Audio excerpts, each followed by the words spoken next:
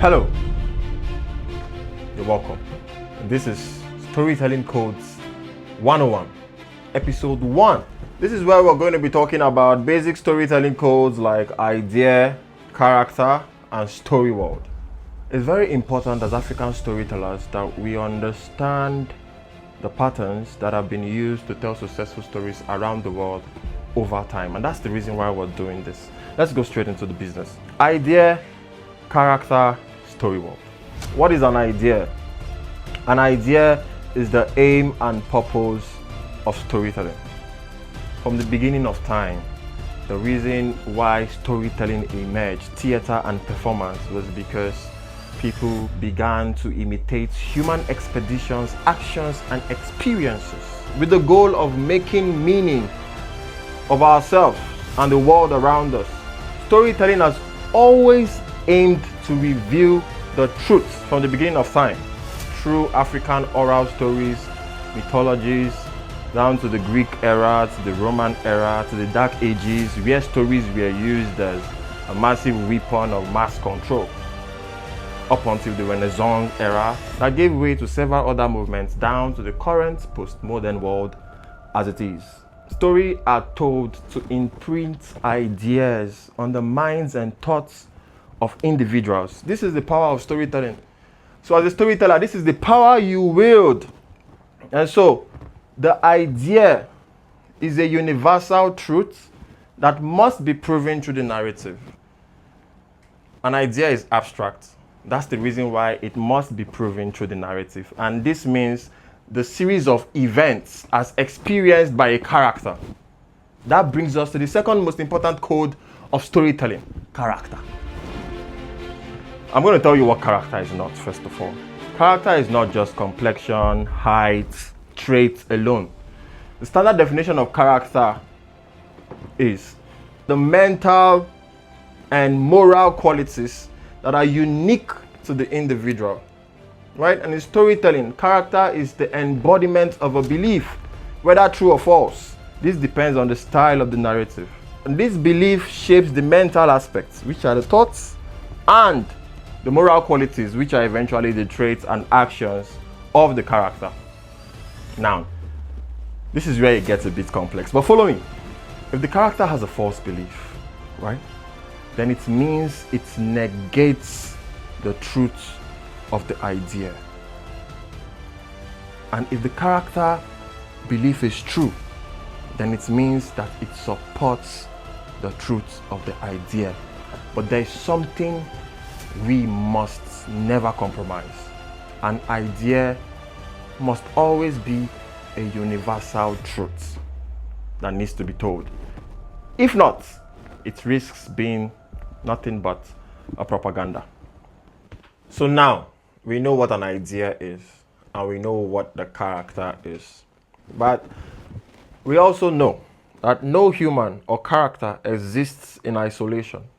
And that is where society comes in as the third most important code of storytelling, or story world, as we like to call it.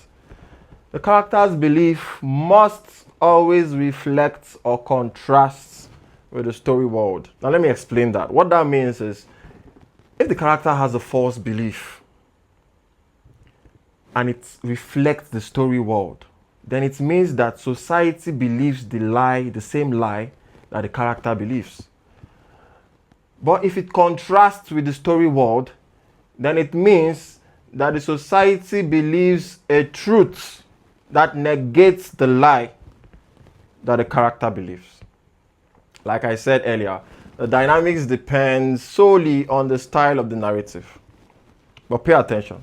If the character belief is false and reflects the society or story world, then the befitting antagonists must be a character that embodies the truth of the idea that negates the lie that the society and character believes. But in the case where the character beliefs contrast with the story world, then the befitting antagonist is a character that embodies the truth of the idea that the story world or society agrees with.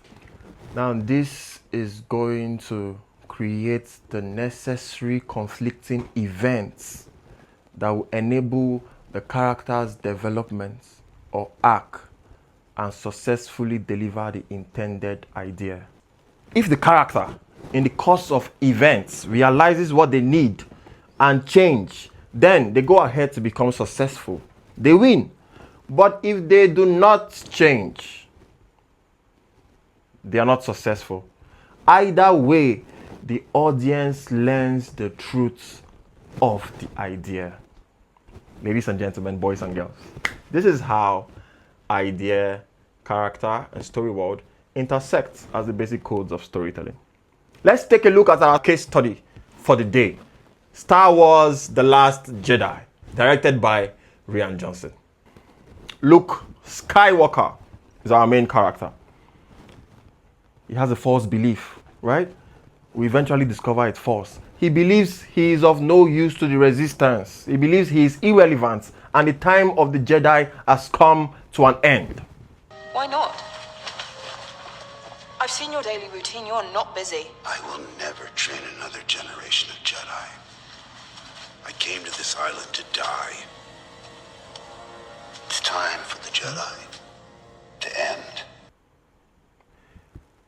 This belief negates the story world because the resistance hope is in Luke Skywalker. And they have sent our second main character in this narrative, Rey. She's a Sith, so that's a Jedi under training, to bring him back. Why? Leia sent me here with hope.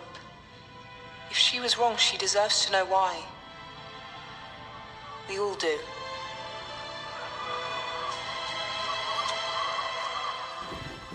Because our story world contradicts and negates the character's false belief, the befitting antagonist becomes the leader of the First Order, and he acknowledges Luke Skywalker as the greatest force of the resistance. Skywalker lives. The seed of the Jedi Order lives. As long as it does, hope lives in the galaxy. He prepares his protege, Kylo Ren, who was once under Luke's tutelage, with the duty of getting rid of his previous master. I thought you would be the one to snuff it out. See, the reason why a character would recluse into a false belief is always because they are unable to confront the truth. Now, this fear is overcome through the recognition and acceptance of the truth. However, if the character neglects this recognition, then they are then overwhelmed by their fears. In this particular story, what is Luke's fear? I'll tell you. Luke wants nothing to do with being a Jedi anymore because he is aware of the raw strength of potential evil. I've seen this raw strength only once before.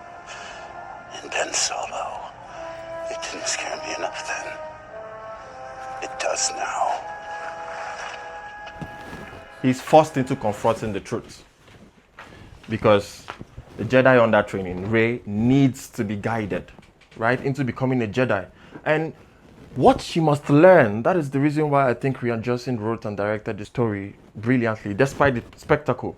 What she must learn is the same thing her master must learn, which is accepting the depths of darkness and integrating it without fear. Now, she realizes this when she crawls into the depths of the abyss and finds every version of herself in there, in the darkness.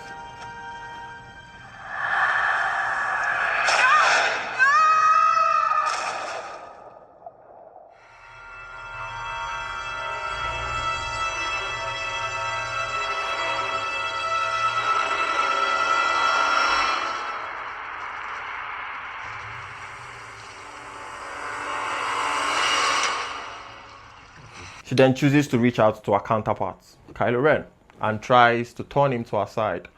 She believes she's capable of this because there is still conflict within him. Now, her realization forces her master to confront the truth, which is his own fear of the darkness and past failures. Tell me the truth.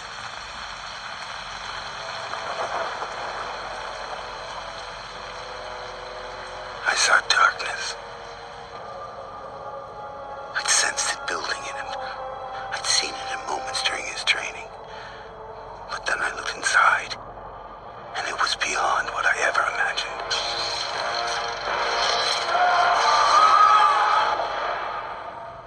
Snoke had already turned his heart. He would bring destruction and pain and death at the end of everything I love because of what he will become. And for the briefest moment of pure instinct, I thought I could stop it. It passed like a fleeting shadow. And I was left with shame. And with consequence. And the last thing I saw were the eyes of a frightened boy whose master had failed him.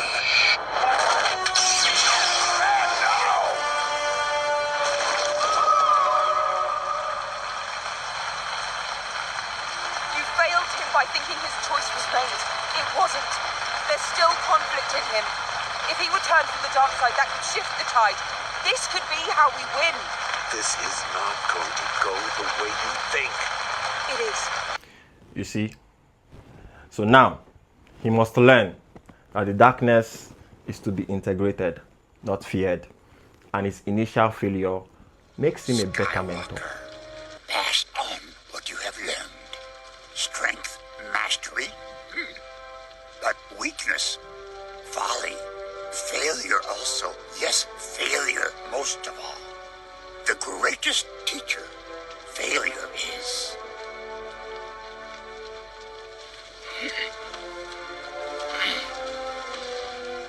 So what is the story's most critical idea? The story's most critical idea becomes the balance of good and evil. The integration of the darkness into the light. The acceptance of the dark sides of the human psyche. Rey is able to empathize and win Kylo to her side.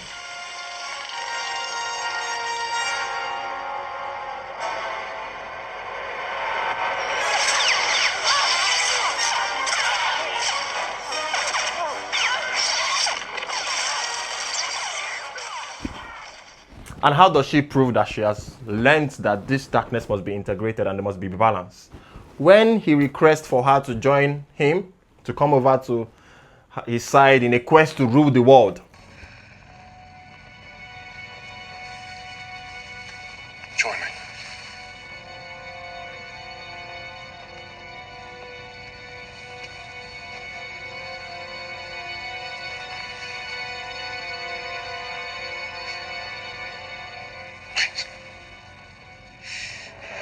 She understands she cannot be enveloped by greed and the lust for power.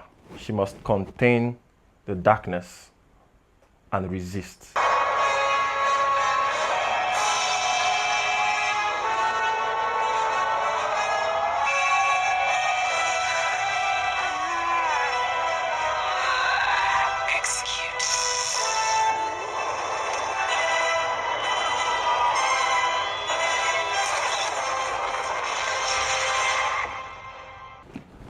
And this is the reason why she's able to return. And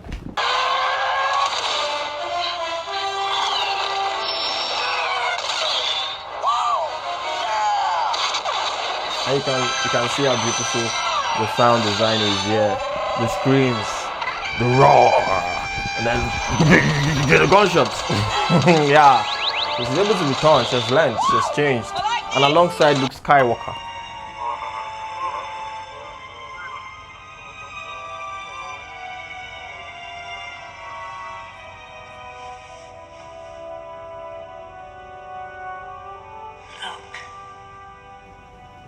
Who has also learned, who has also accepted the balance, and he has also changed, and he's back now to the resistance. His false belief has now been dispelled. The war is over, and when I kill you, I will have killed the last Jedi. Amazing. Every word of what you just said was wrong. The rebellion is reborn today. The war is just beginning. And I will not be the last Jedi.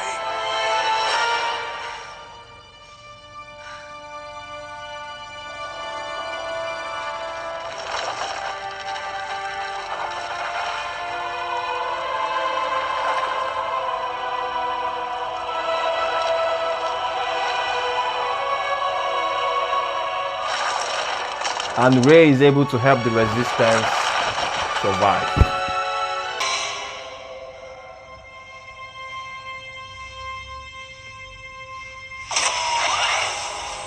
Our antagonist, Kylo Ren, ferocious Kylo Ren, is subdued.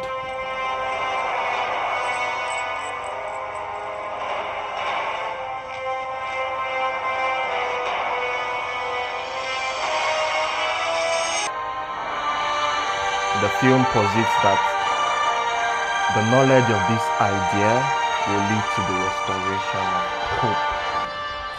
I will see you next week, where we'll continue on the basic codes of storytelling with another case study. But until then, may the force be with you.